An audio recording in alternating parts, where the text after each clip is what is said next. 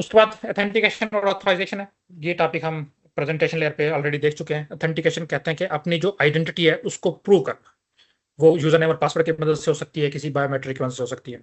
और ऑथराइजेशन कहते हैं कि जब आप अपनी आइडेंटिटी प्रूव कर चुके हो, उसके बाद आपको किसी भी वेबसाइट, किसी भी एप्लीकेशन पे जो जो काम करने की इजाजत या एक्सेस दी जाती है, वो आपकी ऑथराइजेशन है। तो हम दोबारा से जल्दी से देख लेते हैं। ऑथेंटिकेशन क्या है? Authentication is the process of verifying the identity of a user. किसी भी यूजर की आइडेंटिटी को वेरीफाई करने का प्रोसेस है, किसी डिवाइस की या किसी सिस्टम की। कब? Before granting access to network resources, network resources को ग्रांट करने से पहले पहले।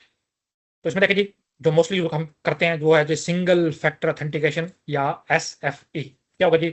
आपको कहा जाएगा यूजर नेम और पासवर्ड दें, आपने यूजर नेम और पासवर्ड दिया, आपको एक्सेस मिल गया। सिंपल सिंपल सी। अब इसमें हमने अभी इस मसले मिसाइल देखे थे कि man in the middle attack इसको यूज कर सकता है। तो फिर हमने क्या कहा जी, हमने थोड़ा सा एडवांस टेक्निक यूज कर ली, जो आजकल जीमेल वगैरह या फेसबुक वगैरह मोस्टली इसको अप्लाई कर रही है, टू फैक्टर ऑथेंटिकेशन, 2FA। तो कहते हैं जी पासवर्ड तो दो ही दो, प्लस साथ में कोई बायोमेट्रिक हो, कोई OTP हो, कोई RFID कार्ड हो, इसके साथ एक मजीद एक्स्ट्रा लेयर होनी चाहिए सिक्योरिटी की।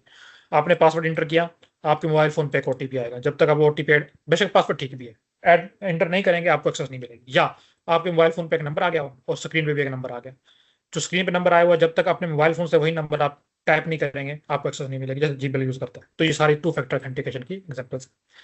इससे मजीद आजकल एक नई चली हुई है, वो है जी मल्टी फैक्टर ऑथेंटिकेशन। उसमें क्या है जी, password plus OTP plus any other, जैसे कोई पुराना कोड हो सकता है जो आपने सेव करके रखा हुआ हो, कोई स्मार्ट कार्ड इसके साथ हम मिला सकते हैं, कोई बायोमेट्रिक चीज है, आइरिस स्कैनर है, फिंगरप्रिंट है, कुछ भी। यानी कि दो से ज्यादा फैक्टर जो इन्वॉल्व हो गए तो वो मल्टी फैक्टर कहलाता है, चाहे वो 50 है चाहे वो 3 है। तो ये भी ऑथेंटिकेशन अब आजकल क्या है कि टू फैक्टर की जगह यूज हो रही है।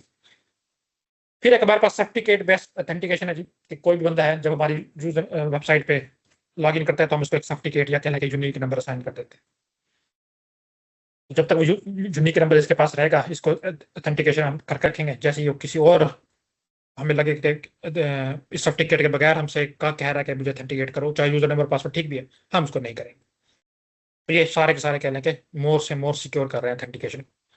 नेक्स्ट हमारे पास ऑथराइजेशन है। ऑथराइजेशन क्या है? एक दफा बंदा यूजर आपके वेबसाइट पे, आपके पोर्टल पे लॉग इन हो गया, उसको आपने किस किस काम करने की इजाजत देनी है, ये चीज कहलाती है ऑथराइजेशन।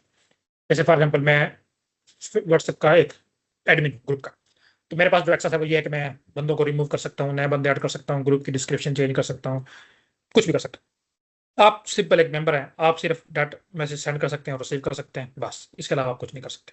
तो आपके ऑथराइजेशन लेवल, आपका एक्सेस लेवल कम है, मेरा एक्सेस लेवल, ऑथराइजेशन लेवल ज्यादा है या चेंज है।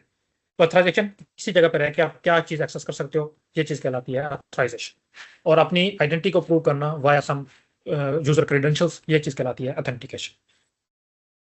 तो यहाँ तक जी हमारा कहने के बेसिक जो इन्फॉर्मेशन या सॉरी नेटवर्क सिक्योरिटी के जो बेसिक्स थे वो हो गए।